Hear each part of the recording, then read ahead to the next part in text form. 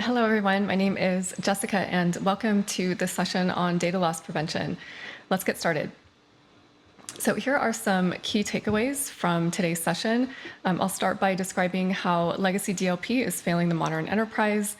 Then I'll move on to some lessons from the front line. So all the insights that we've gained from our customers over the years about their legacy DLP deployments and some key trends we're seeing in the industry on how the use of this technology is starting to shift.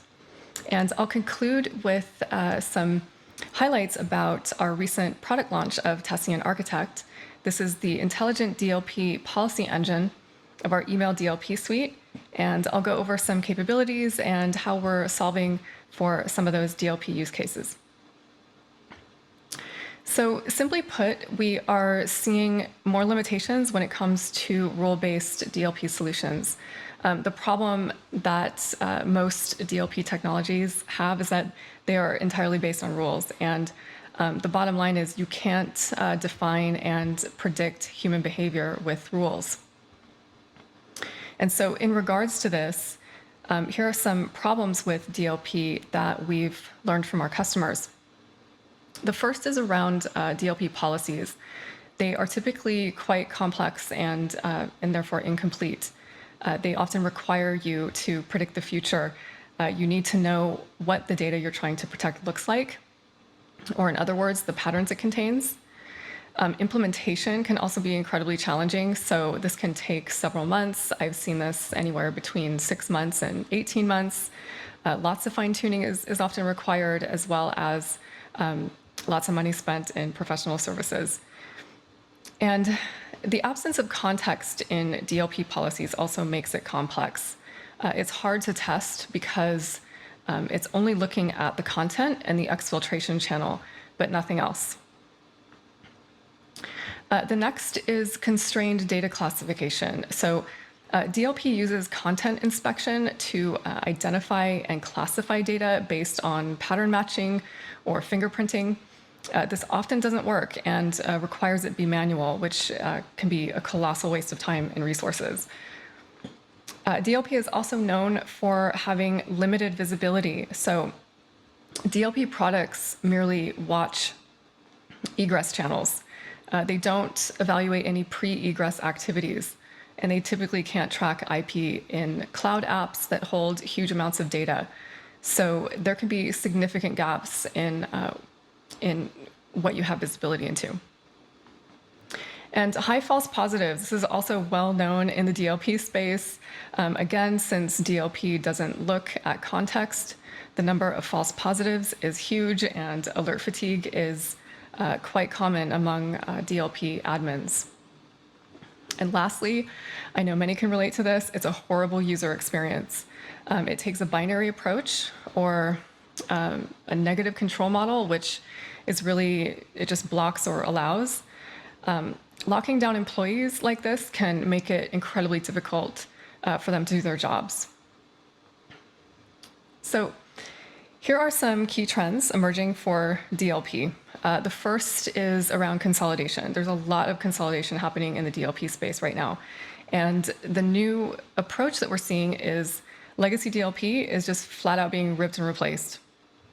And here at Tessian, we're partnering with customers to replace those DLP use cases and solving for risks beyond email. The second is that migrations are becoming really common. And the new approach to this is we're providing deeper integrations, solving for those advanced threats and augmenting, not simply replicating functionality, and also integrating deeply into the Microsoft ecosystem. The third trend is around helping SOC teams. Again, major alert fatigue for the SOC. IT security and compliance teams, it's a major problem. And the new approach that we take with this is automation. Automated remediation, automated workflows, empowering employees to be the first line of defense, keeping those false positives low, as low as possible, and providing a great user experience. And lastly, and I think we've experienced this as well, is that there there are severe limitations in the current state of security awareness training. And the new approach that we take to that is training that is based on context. So providing the in-the-moment training or micro-training with warnings, nudging employees towards secure behavior and measuring risk reduction, and also beginning to rethink simulation. An example is with phishing simulation. It's often based on sort of a culture of trickery, and it's done ad hoc. It ends up hitting a floor in terms of risk reduction. So really, our philosophy here at Tessian is that the next generation of DLP is about shifting away from that binary approach to a behavioral approach that can address the specific context of each potential incident. And we do this with Tessian Architect. So Tessian Architect is a product we just launched a few weeks ago. It completes our email DLP suite with a powerful policy engine for real-time email DLP. It's an entirely new approach to DLP and specifically DLP policies. And we've pioneered this area and have now made our offering much more comprehensive. So here's what you can do. With Tessian Architect, companies can build complex use cases and migrate configurations from other tools into Tessian if they want to replace legacy DLP products or secure email gateways, which is critical. Architect was built together with leading security teams. It's intuitive, it's quick to learn, it's actually fun to use. You'll hear all about it from our design partners directly in the upcoming session. And finally, you can now adopt best practice DLP policies from the wider Tessian community. So there's really no need to reinvent the wheel when you get started. Tessian Architect also makes it easy to layer an element of machine learning on top of policies that were previously entirely rule-based. And this makes DLP much more effective. And the other big point is that with Architect, you can now use your sensitivity labels in Tessian and leverage previous investments in data classification that you've made, which is huge. And finally, we've introduced new tools to educate users about data security practices and in-the-moment training and guiding people toward better security behavior. And that's it, everyone. Thank you so much for joining the session on DLP. I'll now hand it over to Merlin. Cool. Thank you, Jessica, for taking us through that. I'm Merlin Kafka, and I'm a product manager here at Tessian. I'm now here with Reema Jethwa, Insider Risk Lead at Schroders Personal Wealth, and one of our design partners who we collaborated with quite closely in building Tessian Architect. Reema, welcome. It's great to have you join us. Tell us a little bit about Schroders Personal Wealth and your role there. Sure. So, hi everyone. My name is Reema Jethwa, and I head up the insider risk function at Schroders Personal Wealth. SPW is a brand new company, only a couple of years old, and it's a joint venture between Lloyds Banking Group and Schroders. And the InfoSec team was formed at the height of the pandemic when I joined the team. That's great. I guess to kick us off, when we started developing the product and began partnering with your team at Schroders Personal Wealth, can you share a little bit with the audience what your main DLP priorities and challenges were at the time? Sure. So we're a cloud-first organization, and we use Office 365, and we adopted MIP classification system to help us track our sensitive data. So here we're using Microsoft's inbuilt encryption tools to make sure that when an email is classified correctly, the correct encryption is automatically applied, hence relying on the user classifying the emails correctly. So our main DLP concerns to begin with were to prevent users from sharing documents with sensitive data with the incorrect classification or no classification at all. We were also concerned with colleagues sending an email to the wrong person or attaching an incorrect file to an email. One of the other challenges we also have is the number of alerts and the administrative burden this causes on our team, and the alert fatigue that we're beginning to develop. Yeah, that's super interesting, and I think that maps very much to what I'm hearing in conversations that I'm having with many of our other partners. So thanks for sharing that. One of the benefits of Architect, as you well know, is that it allows you to build intelligent DLP policies that combine an element of rules and machine learning. And we've also built a new integration for data classification tools like Microsoft Information Protection, which you just touched on. As you mentioned, yeah, you rolled that out at Schroders Personal Wealth, and I'm sure many people in the audience are in a similar boat. So can you share a bit more about what led to this, as well as some of the challenges that you faced with specifically using information protection in the past? Sure. So whilst MIP, Microsoft Information Protection, has been useful as a starting point, it does solely rely on the user applying the correct classification in order for the appropriate level of encryption to be applied. So we use MIP as a base layer for our DLP rules, but it didn't cover the more advanced data loss risks caused by our humans, our users. So that's where static DLP rules are good until, colleagues' busy work life and schedules kind of take over, and the human errors creep in. Either they'll apply the incorrect classification, or they won't realize that the sensitive information was right at the bottom of the email chain. So these static DLP rules only really pick up, I'd say, half of potential incidences, which are quite limited and often restrict the employees from doing their work. And not to mention the amount of time it takes for us, the security team, to go in, identify, remediate these sensitive issues, which sometimes may not even be issues. And yeah, so the burden on us, as well as really not adding that much value. Yeah. That's I can totally see how that's the case, and I think it maps to one point that I'm hearing quite a lot, which is that it's once you have established that kind of classification standard and your labels, that it's quite hard to actually, I guess, get the broader workforce to understand what the right label is in which circumstance, and people will naturally have different understandings, and so to basically get to that, I guess, shared understanding is quite difficult. One thing I'd love, I guess, now as the next point, I'd love to share, I'd love for you to share with the audience is I guess, how then Architect came into play and how you started leveraging our new information protection integration using Tessian Architect. I know it's been one of the main use cases that we worked on together quite closely in the last few months. So would love for you to share a bit with the audience on, I guess, and how that went. Of course. So our aim with the integration with Tessian Architect was to move away from this static rules-based approach and utilize, what Tessian's really good for, the dynamic behavioral approach.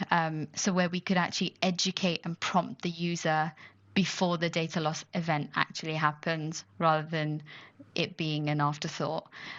So to begin with, we've tried to mirror what we have in Microsoft into Tessian. So for example, the rules we currently have would alert us if a user sent out an email with sensitive data with the incorrect classification. The policy within Tessian would now provide a prompt to the user telling them that the classification they've applied is wrong, and then provide them with the opportunity to change it before sending the email. So you can see this is quite powerful in that we get that chance to actually prompt and educate them and stop the data loss event from happening. And just that ability to influence them, I think, is quite a powerful thing. Yeah, and I can imagine it's also has a significant impact on sort of the alerts being produced after the fact and the potential overhead that it creates for yourself and your team, I imagine. Exactly.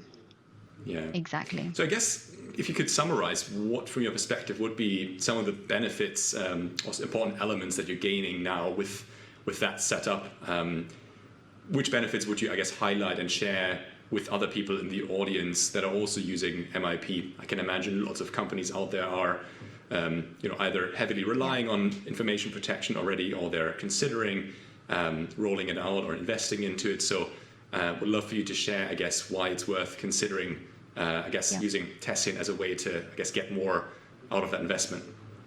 Of course. So if I had to summarize kind of the main elements, the in the moment educational warnings, and actually stopping the data loss in real time is huge. And from an insider risk perspective, being able to combine some security awareness element with data loss, and actually stopping it is powerful.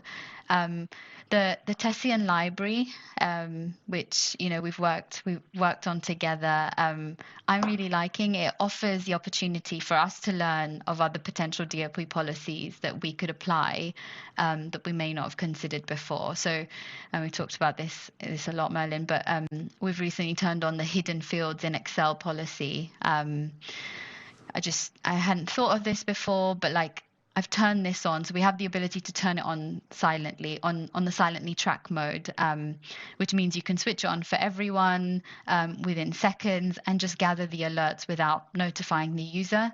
I see this as a trial run.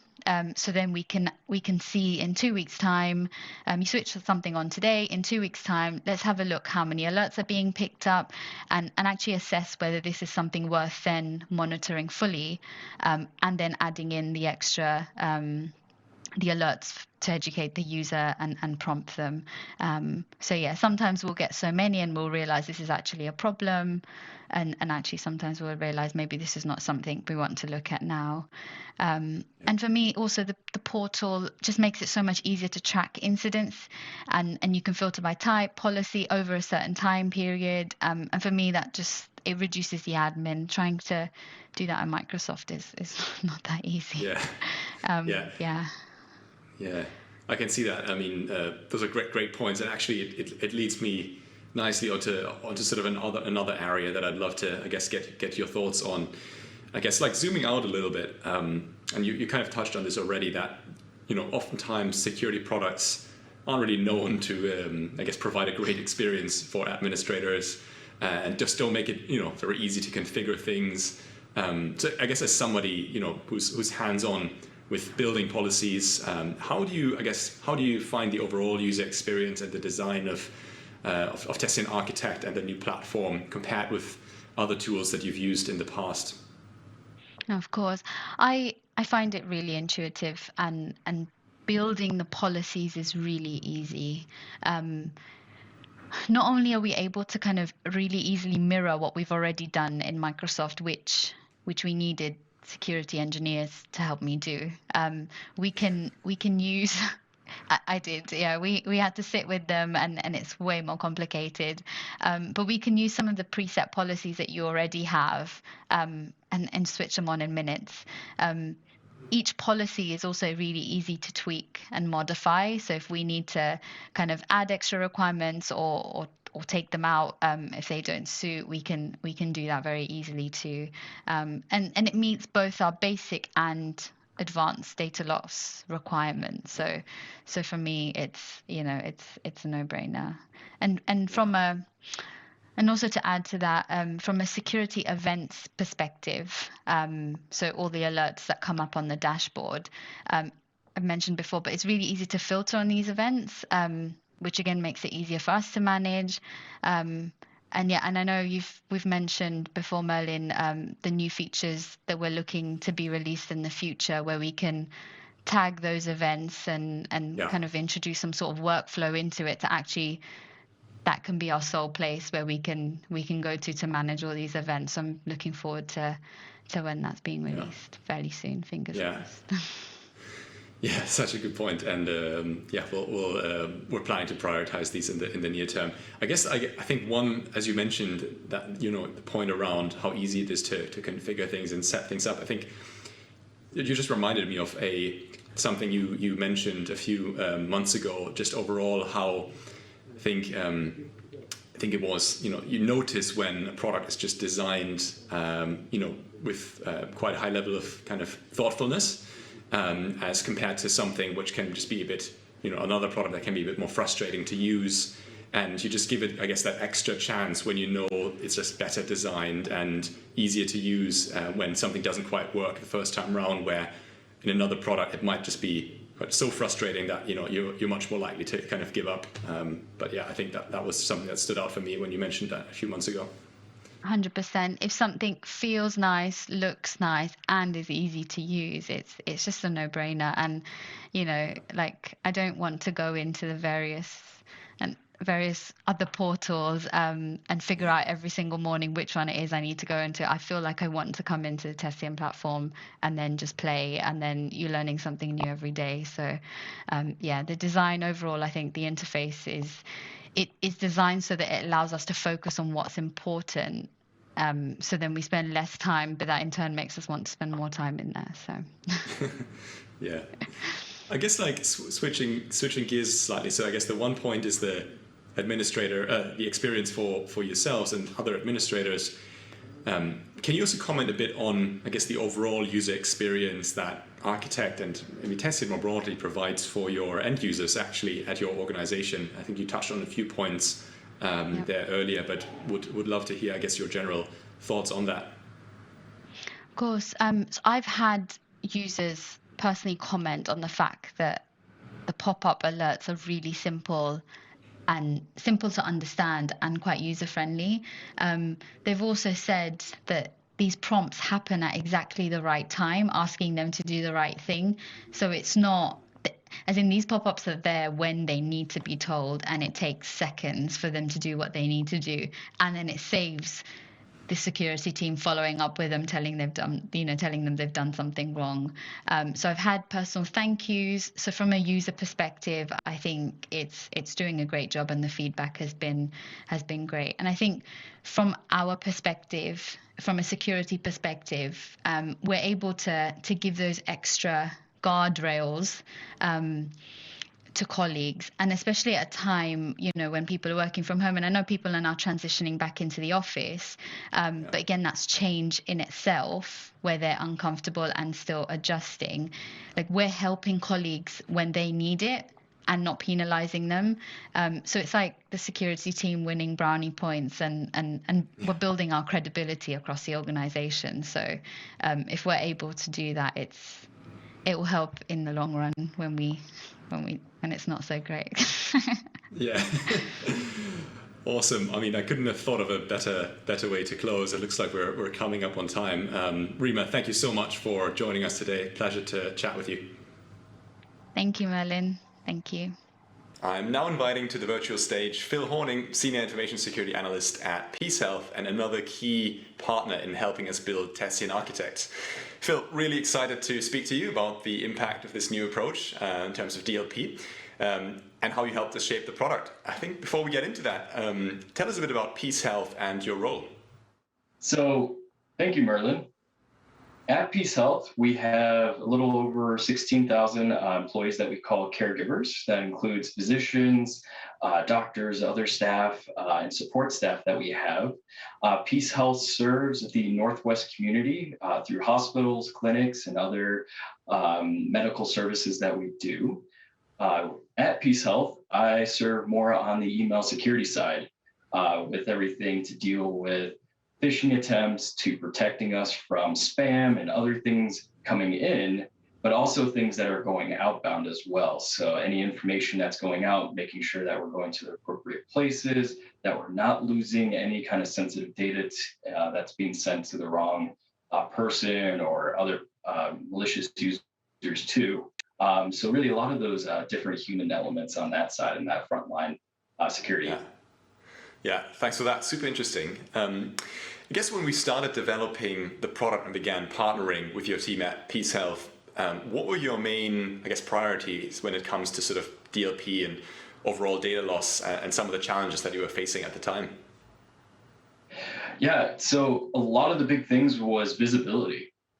Visibility and seeing what was coming in versus what is going out. I think especially on the outbound components, In healthcare, one of the top categories is accidental data loss. That's, as simple as typing somebody's personal account, email account instead of their business account and sending data out there. So that is a big thing in the healthcare industry. That is some of the things that we worried about here at PeaceHealth, is making sure that the sensitive data, medical records, to any kind of personal identifiable information is going to the right places and in a secure manner as well. It also, some things, is providing visibility. Our employees, our caregivers, using a secure manner to send this data out? Are we making sure that it's being protected once it leaves our network? And are we ensuring that our patients' information as well is kept safe? Yeah, super interesting. And I think you already touched on, I guess, sounds like, some of the unique challenges that you're facing that are sort of unique to, I guess, the healthcare environment when it comes to DLP. Anything you would add to that? I guess what you think makes it particularly challenging for your industry compared to other industries. I know in many of the conversations that we've had in the past, you always stressed a bit that focus on making sure there's a minimal level of disruption for employees and caregivers to sort of go about their day-to-day work. But yeah, keen to hear your thoughts on that, I guess.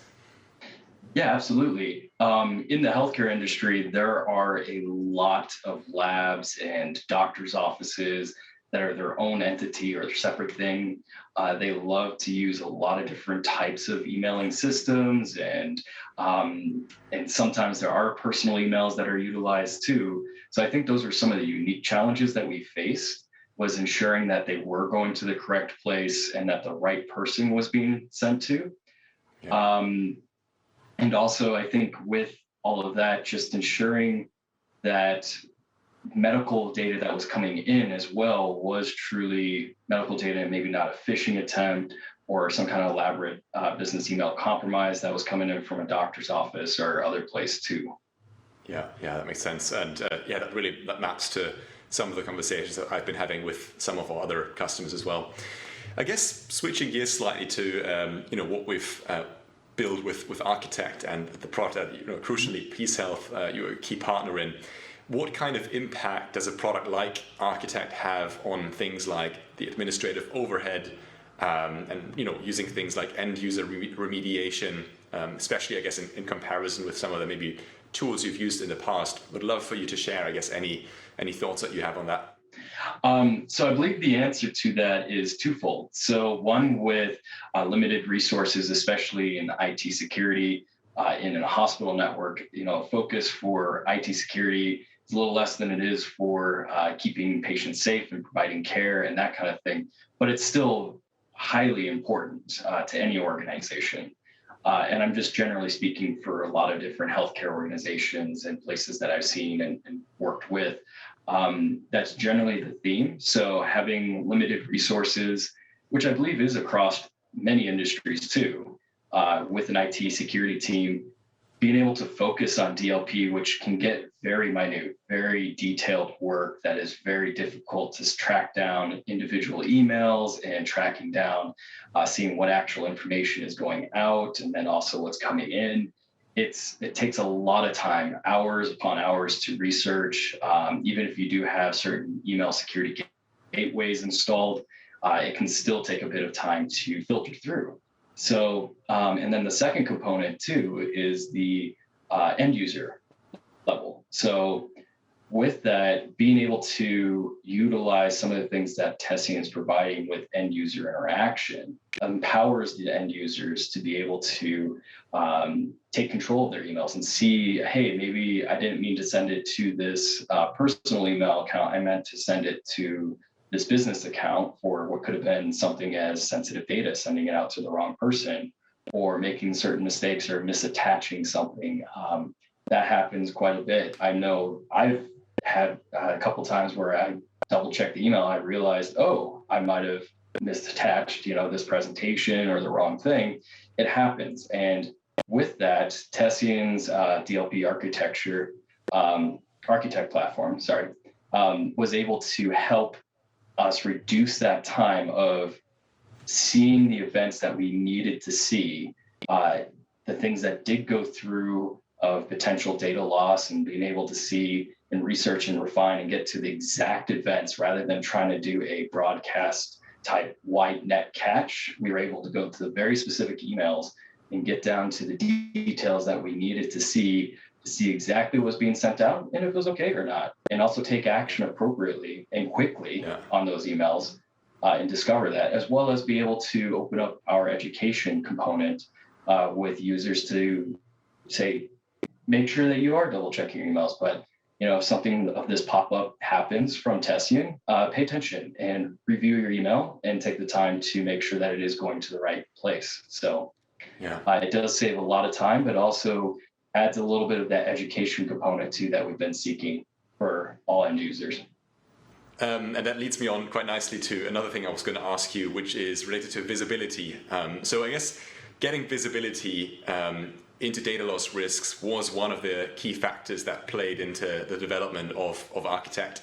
So I guess I'd love to hear from you, what kinds of things do you now have visibility on that you previously didn't have? I guess some of the use cases that we worked on together were, for instance, the ability to detect hidden content in spreadsheets. That's something that's also just come up with our previous speaker, Reema. But would love to hear, I guess, more broadly, where you see you now have better visibility, and also maybe share a bit of your plans on where you want to take it next, I guess. Yeah, absolutely. So the example that you brought up of the hidden content in spreadsheets, hiding content, some people do believe that it may protect data, so people just don't see it. But unfortunately, sending that out, it's very easy to unhide spreadsheet type data. So that was a very specific example of something, though rare, that happens. You may not even know that a spreadsheet contains sensitive data because the contents may have been hidden, or a few different columns may have been hidden that contained, for just an example, social security numbers, let's say.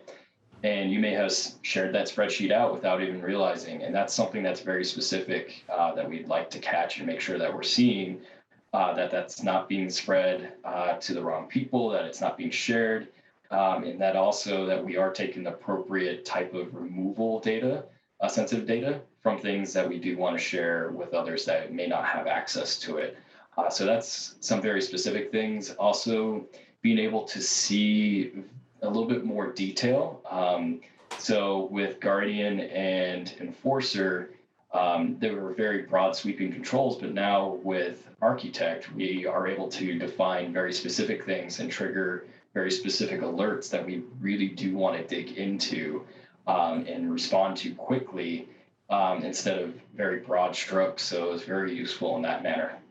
Yeah, that's super interesting. I guess, as you know, one of the key things for us, with these, introducing new detailed controls was also, I guess, still maintaining kind of a great user experience from an administrator point of view when it actually comes to putting those controls in place, building out those policies, and fine-tuning things. And I know this has been one of the things that you and your team, care a lot about. And so, what's your thoughts on that? I guess, like the ease of use of the product, just from your interactions with it so far. Yeah, I think Architect adds a good layer of control over exact specific events, but it made it very easy to pull out the exact information we wanted to. There's a lot of customizability, but also there's a lot of simplicity to the platform too. Made it easy to put blocks together of different things and say, see this, if that, and or type reasonings as well, and also triggering the right and correct alerts, and then also being able to have end users have either justification for specific things or be able to just interact it as a normal email from alert from Tessian, I should say. So there's a lot of different things that we were able to quickly do and also organize and categorize different things very quickly with the Architect platform that allowed us to easily get to this very specific events that we needed to see. So it did speed up time for that instead of having to dig through the platform to get the very specific things that we needed to see. And also it just made it very easy to be right there with all the information. Yeah, thanks for sharing that. Super insightful. I guess, question I had for you to close this session. I know you've been, super involved in our partnership, and really appreciate it. Love for you to, I guess, share a bit with the wider audience. Any advice, I guess, you'd have for other customers or people out there that are interested in Architect and are looking to leverage it. Any advice you could share with them how to get the most out of it? Sure. There are different ways you can utilize Architect. In some ways, if you want to do some basic level incident response, so you have the incidences popping up, there are some really good things you can set up with Architect rules to do so. Making sure the correct alerts are going to specific email addresses and folks that you need to be alerted on different things. So there are some good uses for that. Also, very specific use cases that you want to see that can help with metrics and metric reporting.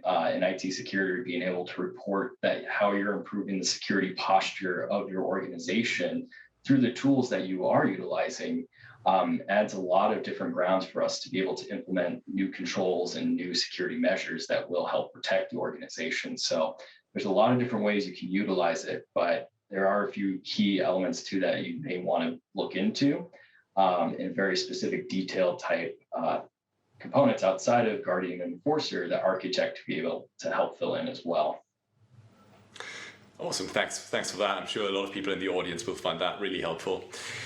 Phil, thank you so much for joining us today. It's been a pleasure hosting you today. So yeah. No, the pleasure is all mine. It was great working with you on this DLP solution and being able to help get some great input and being heard as well with a lot of things that we're looking for. So thank you, Merlin. Fantastic. Really appreciate that. Now I'm handing back to Stacia to take us through our next session. So stay tuned.